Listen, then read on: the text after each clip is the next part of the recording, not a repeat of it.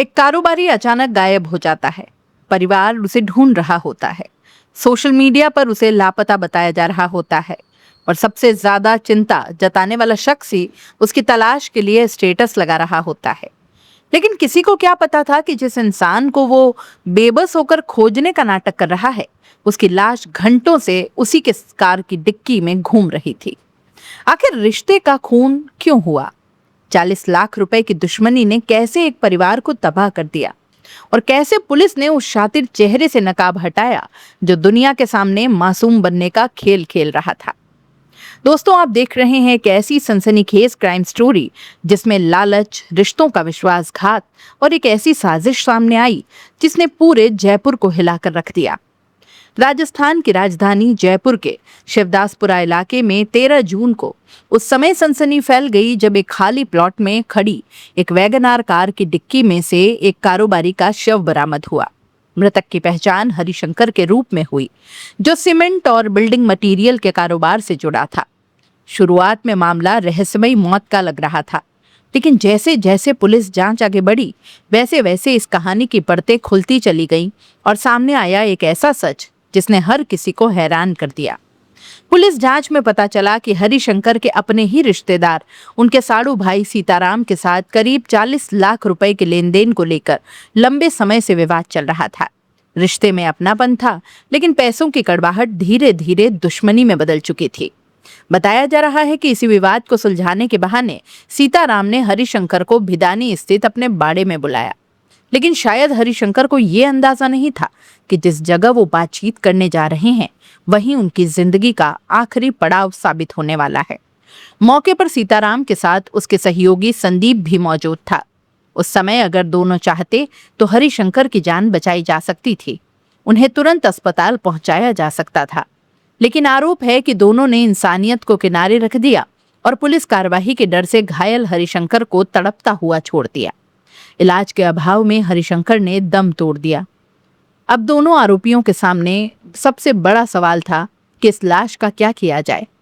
Police के मुताबिक मौत के बाद दोनों बुरी तरह घबरा गए। उन्होंने हरिशंकर के शव को एक कट्टे में लपेटा और उसे वैगनार कार की डिक्की में डाल दिया। इसके बाद शुरू हुआ एक ऐसा खौफनाक सफर जिसे सुनकर किसी के भी रोंगटे खड़े हो जाएं। दोनों आरोपी लाश को लेकर घंटों तक जयपुर की सड़कों पर घूमते रहे।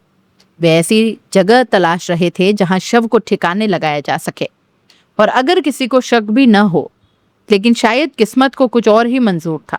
उन्हें कोई ऐसी जगह नहीं मिली जहां वे अपनी साजिश को अंजाम दे पाते। आखिरकार देर रात दोनों वापस लौट आए और कार को वहीं छोड़कर फरार हो गए। उधर हरिशंकर का परिवार परेशान था। हर कोई उन्हें तलाश रहा था, लेकिन इस पूरे मामले का सबसे चौंकाने वाला पहलू अभी सामने आना बाकी था। पुलिस जांच में खुलासा हुआ कि खुद सीताराम ने सोशल मीडिया पर हरिशंकर को लापता बताते हुए स्टेटस लगाया था। वो लोगों से जानकारी देने की अपील कर रहा था, मानो उसे अपने रिश्तेदार की बहुत चिंता हो। लेकिन हकीकत कुछ और थी। जिस इंसान को वो दुनिया के सामने ढूंढने का नाटक कर रहा था, उसके मौत का राज उसी के सीने में दफन था। सीताराम की ये चाल ज्यादा दिनों तक नहीं चल पाई। पुलिस की विशेष टीम लगातार हर पहलू की जांच कर रही थी। इसी दौरान कई अहम सीसीटीवी फुटेज हाथ लगे। इन फुटेजेस में वारदात के बाद आरोपी पानी की टंकी पर हाथ धोते हुए दिखाई दिए। इतना ही नहीं, कार को इधर से उधर ले जाते हुए और शव को ठिकाने लगाने की कोशिश करते हुए भी उनकी गतिविधियां कैमरों में कैद हो गई। यही सीसीटीवी फुटेज इस केस की सबसे मजबूत कड़ी बन गए। लेकिन इस पुराने मामले में सबसे बड़ा मोड़ तब आया जब सीताराम ने एक तीसरे व्यक्ति से संपर्क किया। आरोप है कि उसने उस व्यक्ति को शव ठिकाने लगाने के बदले 10 लाख रुपए देने का लालच दिया। लेकिन शायद अपराधियों की किस्मत अब उनका साथ छोड़ चुकी थी। उस व्यक्ति ने पुलिस को सारी जानकारी दे दी। बस फिर क्या था? पुलिस ने सीताराम को हिरासत में लेकर सख्ती से पूछताछ की। पूछताछ में उसके झूठ की दीवारें एक एक करके गिरती चली गईं।